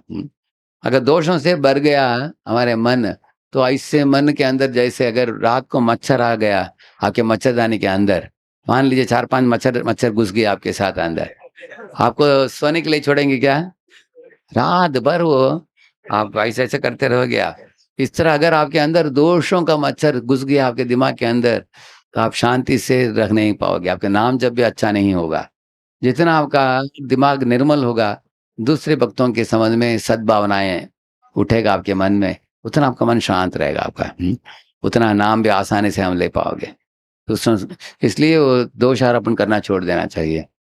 जैसे परम पूज्य गौर कृष्ण गोस्वामी महाराज मेरे प्रिय मित्र थे, परम पूज्य राधा गोविंद महाराज के एक सन्यास शिष्य पुणे में आए थे। उन्होंने एक अच्छा उदाहरण बताया। उन्होंने बोला कि मान लो कि बड़े हॉल में वो प्रवचन दे रहे थे। इस हॉल के कोने में एक अगर बिल्ली आया, थोड़ा विष्टा कर दिया, कोने में दुर्गंध आ रहा है, तो प्रोग्राम के शुरुआत में तुम आते हो, देखते हो कि इधर दुर्गंध आ रहा है, तो क्या करना चाहिए? सब लोग बोला तुरंत उस विष्टा को उठाकर एक इसमें डालकर बाहर जाकर फेंक देना चाहिए कहीं, तो और उस स्थान को थोड़ा पानी डालकर साफ कर देना चाहिए। हो सकता तो थोड़ा फिनाल, डेटॉल कुछ डालकर भी सफाई कर दो। लोग पूछेंगे कि क्या कर रहे हैं, आप क्या बोलेंगे? कुछ नहीं, हाँ, थोड़ा सफाई कर रहा था, कुछ नहीं, इतना ही बोलेंगे आप। उतना बोलकर बंद कर देंगे आप, है ना? ये सही चीज है करने के लिए। इसके विरुद्ध अगर कोई देखता है कि अरे ये लेक्चर हॉल में इधर आकर बिल्ली ने विष्टा करके रखा है, उसको उठाकर सब लोग अगर पूछ रहे हैं क्या हुआ, सबको थोड़ा थोड़ा दो। है? देखो बिल्ली है डालकर गया है, कितना दुर्गंध आ रहा है देखो। है? ऐसे सबको वितरित करता है। सब लोग उसका दुर्गंध पाकर बहुत नाखुश हो जाएंगे। अरे क्या इसको हाथ में दे दिया, उनको हाथ सोप डालकर उनको धोना पड़ेगा उनको। तो महाराज ये बता रहे थे, हमको बड़ा आश्चर्य हो। महाराज बोले कि दूसरे भक्तों के बारे में निंदा करना इसके समान है। उसके निंदा को लेकर सबको वितरित करना, थोड़ा थोड़ा देखो उसके बारे में बुरा बोलूंगा, आपको बोलता है, इनको बोलता है, कितना गंदा है? इसलिए हम लोग क्या करना चाहिए, अगर उनमें दोष भी हो उसको भी क्या कर देना चाहिए, और उसको मिटाने के लिए मदद करनी चाहिए।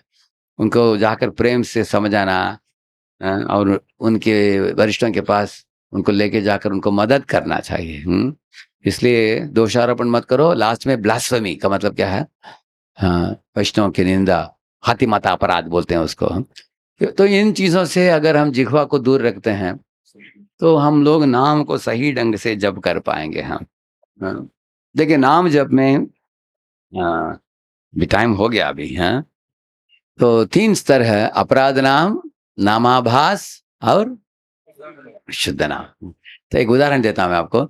अपराध नाम जो है घना बादल के बराबर है, हाँ? सूर्य दिख ही नहीं रहा है उधर। तो हम बोलते हैं ना, कृष्ण सूर्य सम माया है अंधकार, यहाँ कृष्ण तहाँ नहीं माया रा अधिकार। कृष्ण सूर्य के समान है, लेकिन सूर्य ऊपर है, बादल नीचे है, लेकिन बादल हमारे आंखों को ढक रहा है, हाँ? हम देख नहीं पा रहे हैं सूर्य को। इस तरह हम लोग हरि नाम जपते हैं, हरे कृष्ण कृष्ण, रुचि नहीं आ रहा है और भगवान भी नहीं दिख रहे हैं, और हमको लग रहा है कि माला कब पूरा होगा। इसका मतलब अपराध नाम है? कि अपराध नाम के कारण नाम करते समय अरुचि होना, नींद आ जाना, नहीं तो मन भटकना, हाँ? और नाम को पूरा नहीं कर पाना, हाँ? इत्यादि। कोई नाम ले रहा है, बीच में कुछ फोन कॉल आ गया, एक हाथ में स्मार्टफोन और दूसरे हाथ में जपमाला, हाँ? थोड़ा इसको भी सुन लो, थोड़ा इसका भी सुन लो, ऐसे हैं। ये सब ठीक नहीं है। तो नाम इसलिए प्रातः काल में उठकर नहा धोकर भगवान के सामने बैठकर एक दिया जलाकर बहुत थोड़ा उच्चारण भी थोड़ा जोर से करना चाहिए। हरे कृष्ण कृष्ण कृष्ण हरे हरे, हरे राम राम राम हरे हरे। मन ही मन नहीं करना चाहिए, मन ही मन करते करते सो जाएंगे हम, हाँ? थोड़ा उच्चारण, वो प्रपंच बोलते हैं 3 चीज, ऊपर का ओंठ, नीचे का ओंठ और जिह्वा, तीनों हिलना चाहिए। हरे कृष्ण कृष्ण कृष्ण हरे हरे, हरे राम राम राम। अगर वोंट नहीं हिल रहा तो आप सोच सकते हो कि सो गया अभी, हाँ? वोंट हिलना चाहिए। तो और थोड़ा आवाज भी सुनाई देना चाहिए आपको। हरे कृष्ण, किसका आवाज? आपका ही। कुछ लोग प्रभुपाद जी का जोर से लगा देते हैं, हरे कृष्ण कृष्ण कृष्ण हरे हरे, राम राम राम राम, उसको सुनते हैं। नहीं, आप किसका सुनना चाहिए? हाँ, खुद का सुनना चाहिए, हाँ? उसको सुनो। और कुछ लोग बहुत तेजी से कर लेते हैं, बोलते हैं कि प्रभु जी हमारा माला 1 घंटे में हो गया पूरा। कैसे हो सकता है? अरे राम राम राम राम राम राम राम राम राम राम, ऐसे करते हैं। ऐसे नहीं करना चाहिए, क्लियरली सुनना चाहिए। हरे कृष्ण कृष्ण कृष्ण हरे हरे, हरे राम राम राम हरे हरे। वो एक एक शब्द, हाँ, क्लियर आना चाहिए। हरे 3 हरे में एक हरे को निगल लेता है, हाँ? हरे कृष्ण कृष्ण हरे राम राम राम राम हरे हरे, हरे कृष्ण, ऐसे मत कहिए। एक एक शब्द सुनाई देना चाहिए, प्रोनाउंस क्लियरली, हाँ? और आवाज भी थोड़ा उठाकर सुनना चाहिए, और प्रोनाउंसिएशन क्लियरली होना चाहिए। कम से कम आपको पौने 2 घंटे होना चाहिए एटलीस्ट, 1 आवर 45 मिनट्स एटलीस्ट। तो कुछ लोगों को 2 घंटा भी होता है, 2.25 घंटा भी होता है कुछ लोगों को। लेकिन अगर आपको पौने 2 घंटे से कम होता है तो आपको देखना पड़ेगा कि क्या माला ठीक तरह हो रहा है। कभी कभी हम क्या करते हैं, एक मंत्र लेते हैं, 3-4 मणि को चला देते हैं, हाँ? तो 1.5 घंटे में हो जाता है, हाँ? कुछ लोगों को आसान है, कुछ लोगों को 1.25 घंटे में हो जाता है। इसका मतलब है मंत्र बोला 1 और मणि गिना 4, हाँ? ऐसे कर दिया जल्दी। ऐसा नहीं करना चाहिए। तो इसलिए नाम जब सही सुष्ट तरीके से हमें करना चाहिए नाम को, ऐसे, हाँ? और नाम करते समय क्या करना चाहिए? 3 चीज है, थिंकिंग, फीलिंग, विलिंग। ये मन की कार्य है, करेक्ट है ना? तो थिंकिंग क्या करना चाहिए, हमको क्या सोचना चाहिए? हमें नाम की महिमा के बारे में पहले सोचना चाहिए, नाम जप करने के पहले, हाँ? नामोच्चारण माहात्म्यम हरे पश्यत पुत्रकाः अजामिलोपिते नैव मृत्युपाशादमुच्यत। ऐसे यमराज बोल रहा है यमदूतों को, हे पुत्रो, नाम की महिमा देखो, एक नाम लेकर अजामिल यमपाश से बच गया, हाँ? उसका यमपाश कट गया। देखो कितना शक्तिशाली है नाम, हाँ? ऐसे बताते हैं। म्रियमाण हरेर नाम गृणन पुत्रोपचारितम अजामिलोप्यगाध धाम किमुत श्रद्धया गृणन। अरे देखो, भगवान का नाम नहीं पुकारा अजामिल, किसका नाम पुकारा? गृणन पुत्र उपचारितम, अपने पुत्र को बुलाया। फिर भी भगवान ने सोचा मेरा नाम कोई बुला रहा है, हाँ? जैसे मान लीजिए अगर आप चल रहे हो सड़क में, तो कोई अपने बच्चे को बुला रहे हैं, उसका नाम है श्रीनिवास, है श्रीनिवास बुला रहे हैं, आपका नाम भी श्रीनिवास है। तुरंत आप मुड़कर पूछोगे क्या हमको बुलाया क्या आपने? वो बोले आपको नहीं बुलाया, बच्चे को बुलाया, है? बोला ऐसे होता है ना कभी, क्योंकि नाम आपका होता है तो आपको आपका कान थोड़ा कड़ा हो जाता है, क्या हमारा नाम बुलाया किसी ने, है? करेक्ट है ना? ऐसे भगवान ने भी सोचा मेरा नाम बोल रहा है ये, तुरंत विष्णु दूतों को भेज दिया उन्होंने। तो बता रहे हैं यमराज, भगवान का नाम ना पुकार कर, पुत्र के नाम पुकार कर भी अजामिल को लाभ प्राप्त हुआ, है? अगर हम लोग 16 वाला भगवान को ही संबोधित करते ही हम नाम लेंगे, भगवान अटेंशन क्यों नहीं देंगे, हैं? जरूर भक्तों का उद्धार होगा, ऐसे बताते हैं। तो इस तरह की महिमा के बारे में सोचना चाहिए, हैं? नाम की महिमा, जैसे द्रौपदी, जैसे गजेंद्र, जैसे अजामिल, ऐसे अनेक लोगों को भगवान ने उद्धार की। नाम सुनकर वो थिंकिंग, भगवान और उनके नामों की महिमा, इसके बारे में हम जितना सोचते हैं मन में, उतना हमारी कृतज्ञता बढ़ता है। हाँ? और दूसरा है फीलिंग। क्या फीलिंग होना चाहिए? जैसे शिक्षाष्टकम के दूसरा श्लोक क्या है? क्या बताते हैं? नाम नाम नामकारी बहुधा निज सर्वशक्ति तत्रार्पिता नियमित स्मरणेन कालः ये तादृशी तव कृपा भगवन् ममापि दुर्दैवमीदृशमिहा जनिनान। तो ये फीलिंग होना चाहिए, हे कृष्ण, आप अनेक नाम को आपने भेजा है दुनिया में। कृष्ण, गोविंद, माधव, मधुसूदन, केशव, ऐसे अनेक नाम। हर नाम में आपकी आध्यात्मिक शक्ति को डालकर आपने भेजा है। कुछ भी नाम कोई लेता है, आपके नाम गाता है कोई, वो इस व्यक्ति को आप सुरक्षा प्रदान करते हो। जैसे ये भागवत के एक कवच डाला जाता है इंद्र के ऊपर, नारायण कवच शील्ड। वो क्या है? कवच। कवच ऐसे कवच नहीं है, वो सिर्फ नाम का कवच है वो।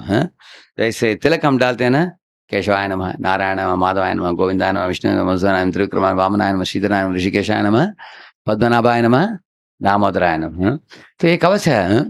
ये नाम लेकर हम जो तिलक डालते हैं 12 अंगों में, वो आपको माया को दूर रखता है। वो माया निकट आती है, देखती है कि इसके शरीर में कवच है, नाम का कवच है, वो भाग जाएगी वो। इस तरह है। तो अपने आप को शुद्ध रख सकते हैं हम लोग इस तरह के नाम का कवच डालकर। नाम ही कवच है। जैसे कुछ कुछ पॉलिटिशियन लोग बुलेट प्रूफ जीप में सफर करते हैं, मालूम है आपको? एक बुलेट मारो तो कुछ नहीं होगा उसको, क्योंकि बुलेट अंदर घुस नहीं सकता। इस तरह नाम लेकर आपने तिलक लगा लिया 12 स्थानों में, तो कुछ भी बिल्ली, शून्य, पिशाच, भूत, प्रेत आपके निकट नहीं आ सकता है। ऐसे सब भाग जाते हैं। उनको लगता है कोई सुई लेकर मार रहे हैं उनको, ऐसे डर होता है उनको, निकट नहीं आएंगे वैसे। तो भगवान के नाम में बहुत शक्ति है। जैसे एक अंधेरे कमरे में अगर लाइट जलाया जाए तो अंधेरा तुरंत भाग जाता है। इस तरह विष्णु आ जाते हैं तो असुर लोग भाग जाते हैं। इस तरह नाम आप गाते हो तो भूत, प्रेत, पिशाच सब काले करके भाग जाएंगे उधर से।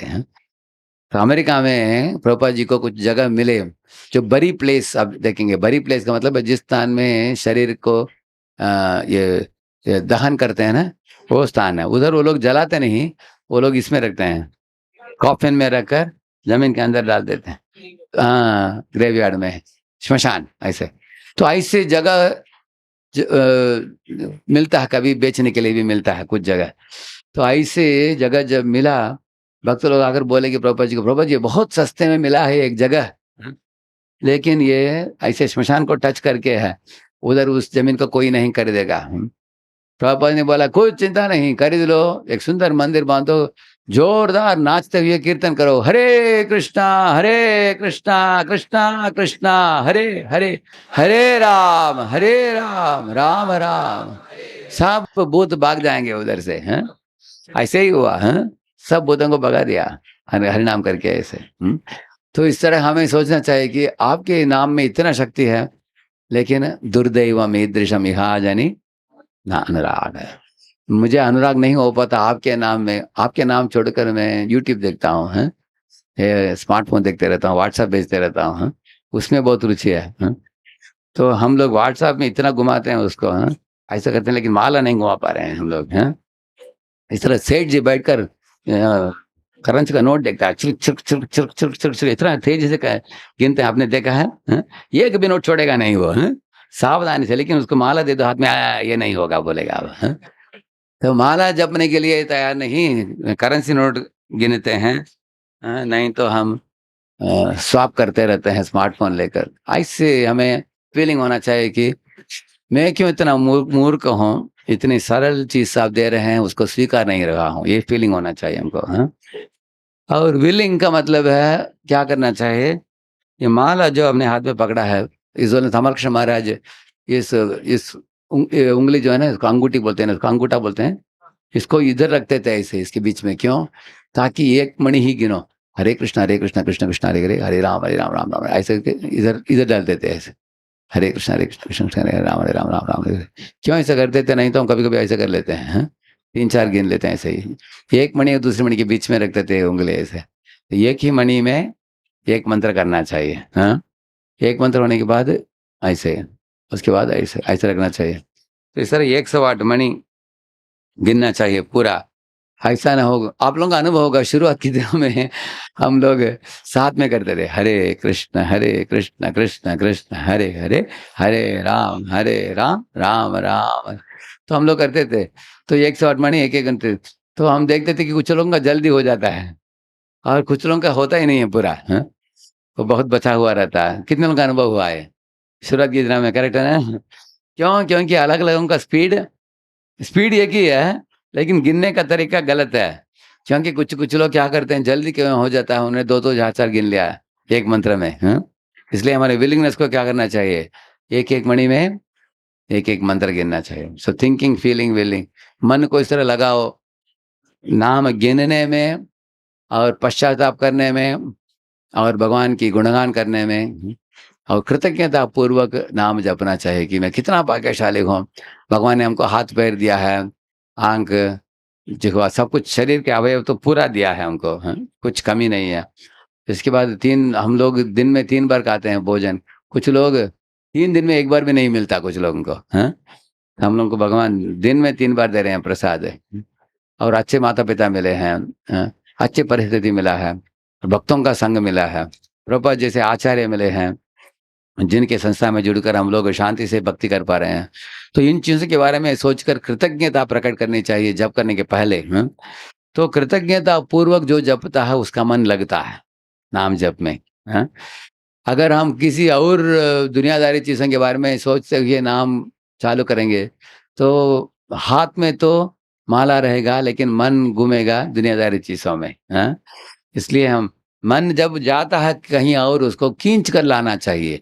या तो ये तो निश्चलति मनः चंचलम अस्थिरम ततस्ततो नियम्येतत् आत्मन्येव वशं नयेत्, हाँ? मन को खींच कर, जैसे बच्चा कभी-कभी माता-पिता ट्रेन में जाते हैं, बच्चा ऐसे चलते-चलते उधर जाता है, खींच कर लाते हैं, देखा आपने? "हे! उधर नहीं जाना, इधर आओ।" इस तरह मन को बोलना चाहिए, "हे! उधर नहीं, इधर आओ।" ध्यान से सुना मंत्र को, "इधर ज़रा, हे! इधर आओ।" खींच कर लाओ उसको, अभ्यास करने से मन ध्यानपूर्वक सुनना शुरू हो जाएगा। और हमारे 2 बड़े डिस्ट्रैक्शन करने वाले एक चीज़ क्या होते हैं, एक है आँख, दूसरा है कान, हाँ? तो आँखों को क्या करना चाहिए, भगवान बताते हैं कि ये नाक जो है उसके अग्रभाग में देखना चाहिए, आप देखेंगे तो सर दर्द होगा आपको, हैं? ऐसा अगर आप ट्राई करेंगे, ऐसे दोनों आँखों को इधर रेस्ट करो, इसको देखो बोलते हैं। आप ट्राई करेंगे, कभी-कभी कुछ लोगों को दर्द होता है इधर, तो हम क्या करते हैं, एक आँख को बंद कर लेते हैं, दूसरे आँख को इधर रखते हैं, इसके ऊपर, ये नाक उसके ऊपर ऐसे रखेंगे आप, तो आपका आँख इधर-उधर घूमेगा ही नहीं कहीं भी। आप लोग ट्राई किया है? एक आँख बंद कर लीजिए, दूसरे आँख से ये टिप को देखिए ऐसे, हाँ? ये देखेंगे कोई कुछ नहीं दिखाई देगा आपको। और ये the advantage is the tip of the nose is not a moving part, it's a fixed part. इसलिए आपका एकदम एकाग्रता हो जाएगा, ऐसे भगवान बताते हैं, हाँ? एकाग्रता के साथ आप नाम सुन पाओगे ऐसे। और कान में भी अगर आवाज़ आ रहा है तो हम कुछ ईयर प्लग डाल लेते हैं। आवाज़ आवाज़ कुछ नहीं होना चाहिए। सनातन गोस्वामी एक गुफ़ा के अंदर जाते थे उन दिनों में, 500 साल के पहले भी, हैं? गुफ़ा के अंदर जाकर नाम ध्यानपूर्वक जपते थे। कुछ आवाज़ नहीं होना चाहिए। कहीं कोई सिनेमा गाना चल रहा है, नहीं तो कोई आ रहे हैं, जा रहे हैं। डिस्ट्रैक्शन एकदम ज़ीरो होनी चाहिए। जितना आपका डिस्ट्रैक्शन नहीं होगा, उतना ध्यानपूर्वक हम कर पाएँगे। जैसे दरवाजे के निकट हम बैठते हैं, कोई अंदर जा रहा है, कोई आ रहा है, उससे क्या होता है? डिस्ट्रैक्शन। इसलिए उधर नहीं बैठना, इधर बैठना चाहिए। ऐसे स्थान में बैठना चाहिए जिधर कुछ भी कोई आना-जाना नहीं होता है। और हमारा आँख और कान, दोनों को कुछ किसी भी तरह का विचलित करने वाली चीज़ नहीं होनी चाहिए। तब हम लोग ध्यानपूर्वक कर पाएँगे। साथ-साथ हम शास्त्र पढ़ते जाएँगे, भगवान के बारे में जितना जानकारी बढ़ेगा आपके समझावट में, उतना मन शांत होते हुए नाम के ऊपर ध्यान देगा, हाँ? अभी क्या हो रहा है हमारा, हम लोग सुनते हैं प्रवचन, लेकिन मन में साथ-साथ अनेक प्रलोभन भी है, दुनियादारी इच्छाएँ भी हैं, हैं? जिसके कारण समाधि हो नहीं पाता। भोगैश्वर्य प्रसक्तानां तया अपहृत चेतसाम, हैं? वो मन को खींच कर लेके जा रहा है वो, भोग और ऐश्वर्य की इच्छाएँ। लेकिन हम अगर शास्त्र पढ़ते-पढ़ते जाएँगे, नाम जपते जाएँगे, चित्त शुद्ध होता जाएगा, उतना समाधि भी बढ़ जाएगा और हम अपराध नाम से निरपराध नाम, जिसका मतलब है नामाभास बोलते हैं, उस स्तर तक आ पाएँगे हम। उस स्तर में क्या होता है, जैसे बादल होता है, सिल्वरी क्लाउड आपने देखा है? सिल्वरी क्लाउड का मतलब है बादल एक क्या बोलते हैं उसको, सिल्वर जैसे चमकता है बादल, देखा आपने? इसका मतलब है सूर्य पूरा नहीं दिखता है, लेकिन आपको मालूम है कि ज़रूर सूर्य इसके पीछे है, बादल के पीछे है। हाँ? ऐसे चमकता है, वो नामाभास है। शुद्ध नाम का मतलब है बादल हट गया पूरा, एकदम चकाचक सूर्य चमक रहा है आसमान में, वो शुद्ध नाम ऐसा है। पूरा कृष्ण दिख रहे हैं आपको, हाँ? प्रेम से आप पुकार पा रहे हो उनको, वो शुद्ध नाम है, हाँ? लेकिन नामाभास भी बड़ी बात है, क्योंकि नामाभास में चित्त का शुद्धि चालू हो गया, अनर्थ निवृत्ति चालू हो जाता है नामाभास में। लेकिन नामाभास के पहले अपराध नाम होता है। अपराध नाम कैसा है? अगर एक लारी चलाने वाला ज्यादा बार बढ़ गया, हाँ? जाता है, देखा आपने, लारी धीरे से जाता है, तो एक बार जो है गिर गया ऐसे, अभी पलटी होकर गिर जाता है, देखा आपने? तब उसके बाद इंजन चालू करो, व्हील तो घूमता है ऐसे, लेकिन गाड़ी आगे नहीं जाता, ये अपराध नाम ऐसा है, हाँ? अपराध नाम से हम आगे बढ़ नहीं पाते हैं, हटक जाते हैं हम। लेकिन नामाभास करेंगे, नामाभास में चित्त शुद्धि होता है, धीरे-धीरे आगे बढ़ते हैं हम, अग्रसर होते हैं। इसलिए मैंने इतना बहुत बताया, क्योंकि निष्कपट भावना से, निरपराध भावना से, निस्सहाय भावना से पुकारने वाले को नामाभास और उसके बाद शुद्ध नाम भी पुकार पाएगा वो। शुद्ध नाम तो प्रेम से पुकारा जाता है, हाँ? तो जितना हम ऊपर उठेंगे, उतना इस भौतिक दुनिया के विविध चीज़ हमको, जो जैसे हथकड़ी जैसे पकड़ कर रखे हैं, वो सब छूट जाएँगे, हाँ? एक जीव मुक्त हो जाता है, जीवन मुक्त हो जाता है। तो प्रभुपाद जी ये सब चीज़ें भागवत के तात्पर्य में सिखाते हैं। हाँ। तो आज हमने रूप गोस्वामी को जो शिक्षा दिया महाप्रभु ने, उसके बारे में थोड़ा बहुत बताया, और हरिनाम को सही तरीके से जपने के बारे में थोड़ा बताया, और शुरुआत में हमने प्रहलाद महाराज की शिक्षा से बताया कि कैसे मनुष्य जीवन दुर्लभ है और मनुष्य जीवन में भगवत धाम की प्राप्ति, उसको उद्देश्य बनाना चाहिए, हाँ? इस दुनिया के जैसे गाड़ी है, ड्राइवर का पोर्शन भी महत्वपूर्ण है, सिर्फ गाड़ी का नहीं, हाँ? दुनिया के सब लोग किसको देख रहे हैं? गाड़ी को देख रहे हैं, हाँ? ड्राइवर को कुछ नहीं दे रहे हैं, ड्राइवर को देना चाहिए, ये बात हमने शुरुआत में बताया। हरे कृष्णा।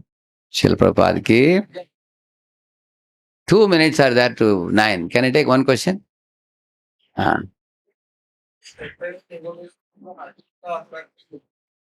इसको हाथी माता अपराध क्यों बोलते हैं, वैष्णव अपराध को, ऐसे पूछ रहे हैं वो।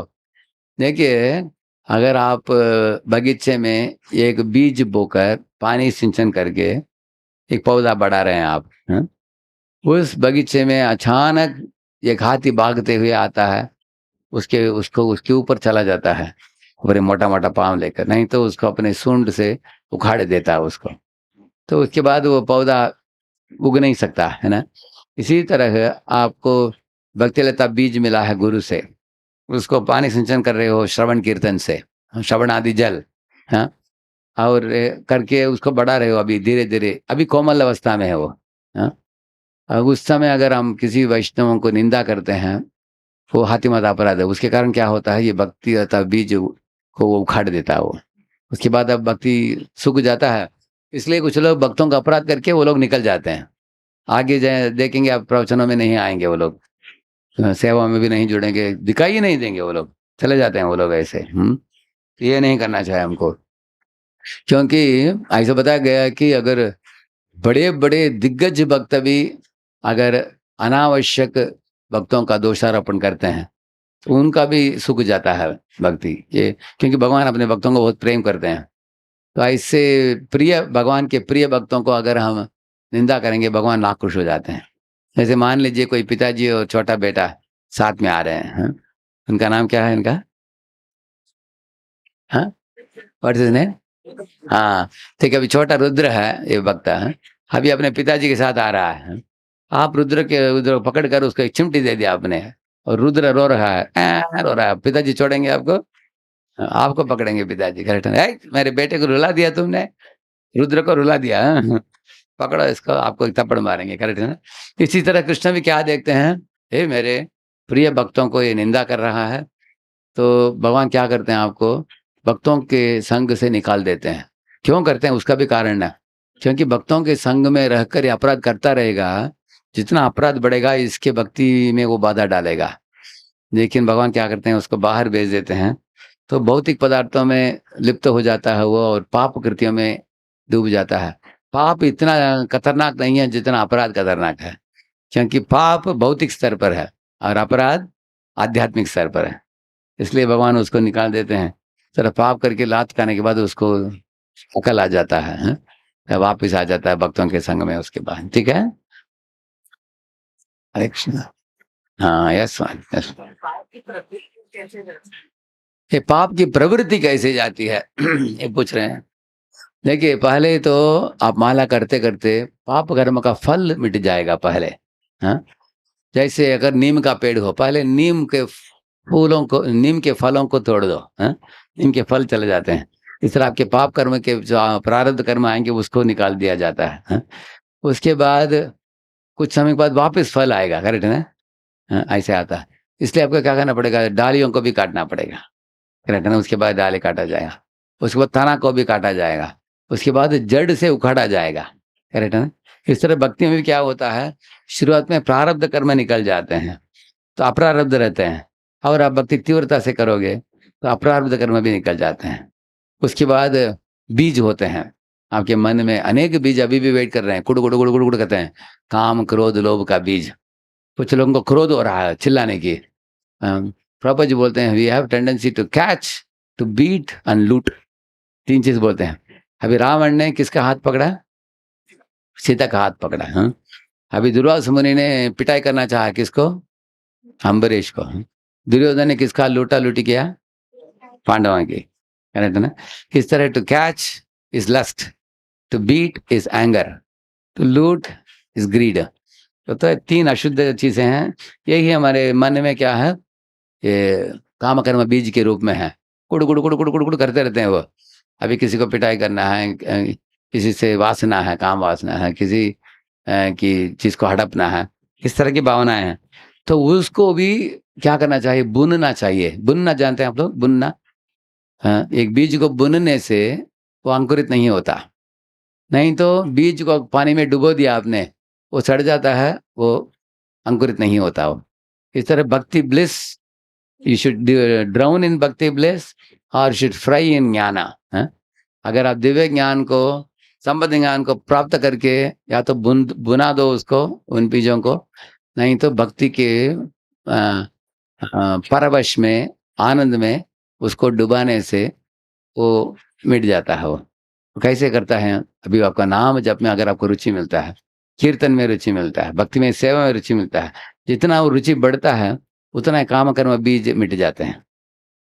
अगर हम रुचि के साथ नहीं कर पाते हैं तो बीज रहते हैं, समझना आपने?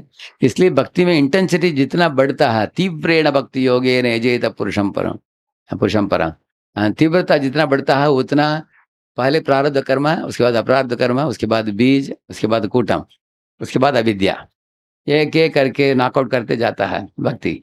तो अगर कोई भक्त पूर्ण रूपेण समर्पित होकर अपने भौतिक उपाधियों को भूल ही गया, वो सोचता है कि मैं कृष्णदास हूँ, कृष्ण का ही दास हूँ, किसी और का दास नहीं हूँ मैं, है? कृष्ण के ही कार्य करूंगा, तो उसके उपाधियां भी छूट गए तो वो तो अविद्या को ही मिटा देगा वो, समझना आपने? वो शुद्ध भक्त बन जाएगा ऐसे। अभी हम लोग ऊपर ऊपर ऊपर ही ऊपर हैं हम लोग, जितना हम गहराई में अंदर जाएंगे भक्ति के तीव्रता में, उतना ये सब एक एक करके निकलता जाएगा। ठीक है, ये हाँ, हाँ, ये पूछ रहे हैं कि कंसंट्रेशन के लिए सरल उपाय क्या है, ये पूछ रहे हैं। हाँ, पहला चीज है एक्सटर्नल डिस्ट्रैक्शन को निकाल दीजिए पहले। एक्सटर्नल डिस्ट्रैक्शन मतलब क्या है, आप बैठकर नाम जपना चालू करते हैं, तब बाहरी जो आपको डिस्टर्ब करने वाले चीज होते हैं ना, उनको पहले निकालना चाहिए। यही बोला मैंने, अगर मैं ये कमरे में जपना हो तो मैं इधर बैठकर जपूंगा इधर, क्योंकि इधर कोई आने वाले जाने वाले कोई नहीं है, हाँ? ऐसे, और आंख को भी बंद करके थोड़ा ही खोलूंगा, करेक्ट है ना? आपने बोला। तो external distraction is the first thing. उसके बाद इंटरनल डिस्ट्रैक्शन होता है। इंटरनल क्या है, मन आँख बंद करने के बावजूद भी अंदर भी मन विचलित होता है। क्यों विचलित होता है? भूतकाल के जो भी हुआ उसके बारे में सोचता है मन, नहीं तो भविष्य में जो होने वाला है उसके बारे में डरता है। करेक्ट है ना? इसका मतलब अभी तक हमें विश्वास नहीं हुआ है कि सब कंट्रोल कृष्ण के हाथ में है। हाँ? हम सोचते हैं कि थोड़ा कंट्रोल मेरे हाथ में भी है। इसके लिए ग्रंथों को अच्छी तरह पढ़ना चाहिए, महान भक्तों के साथ संग करके हम लोगों को दृढ़ता को बढ़ाना चाहिए कि सब कंट्रोल किसके हाथ में है? कृष्ण के हाथ में। हाँ? दीन बंधु दीनानाथ मेरे डोरी तेरे हाथ है, आपके हाथ में। ऐसे छोड़ दिया हमने हमारी डोरी भगवान के हाथ में, तो निश्चिंतित होकर हम भजन कर सकते हैं कि अंदर की डिस्ट्रैक्शन भी चला जाएगा उससे। और डिस्ट्रैक्शन देने वाले एक चीज कुछ होते हैं। अगर खान पान जो होता है, अगर आप चटपट खाया आपने, तीखट खाया आपने, तो बहुत मन को विचलित करता है। हाँ? जैसे कुछ लोग एकदम गर्मा गर्म खाते हैं ना, जैसे आपको मालूम है, गरम आलू मालूम है आपको? गरम एकदम गरम खाते हैं, उसमें इतना चिल्ली पाउडर रहता है, तो आंखों से इसमें अश्रु बहता है, फिर भी खाते हैं लोग, अच्छा लगता है उनको। ऐसे खाते समय इधर जलता भी है, इधर गरम भी है और तिखट भी है। और अंदर जाने के बाद पेट में भी गड़बड़ करता है वो। अंदर भी जाकर जलाता है, पेट में पित्त को पैदा करता है, और अगले दिन बाथरूम में जाओ उधर भी प्रॉब्लम होता है। तीनों बार अंदर जाते समय, अंदर भी बात आते समय। तो ये मन को क्या करता है? विचलित करता है। अगर आप सिंपल प्रसाद खाएंगे, सिंपल खिचड़ी खाएंगे, ऐसे सरल भोजन खाएंगे, तो उसे मन शांत रहता है। सात्विक आहार, तो एक तो आहार है। हाँ? और दूसरा चीज है, हम पर जीवों के साथ कैसे पेश आते हैं। किसी भी जीव के साथ अनावश्यक झगड़ा नहीं करना चाहिए। झगड़ा करने से क्या होता है? नाम जपते समय घृणास्पद भावना पैदा होता है। क्यों बोला इसे उसने, छोड़ूंगा नहीं उसको, हरे कृष्णा हरे कृष्ण, हाँ, ऐसे बोलता है ना? ऐसे विचार मन में उठता है। हाँ? ये समझता नहीं है, हरे कृष्ण ऐसे है, तो हम नाम नहीं ले पाते हैं। तो इसलिए परजीवों के साथ टकराना नहीं चाहिए, क्लैश नहीं करना चाहिए। हाँ? वो छोड़ दें। इसी तरह परजीवों से अपेक्षा ज्यादा नहीं रखना चाहिए। हाँ? अपेक्षा रखा आपने, अनेक लोग सोचते हैं कि मेरे बीवी ऐसा करना चाहिए, मेरे बच्चे ऐसा करना चाहिए, हाँ? वो लोग ऐसा करना चाहिए, नहीं करते तो लोग चिल्लाते हैं कुछ लोग, हैं अपेक्षा ज्यादा करने से। तो इस तरह हम लोग अपने को छोटे मानना, चार चीज है: ह्यूमिलिटी, रेस्पेक्ट,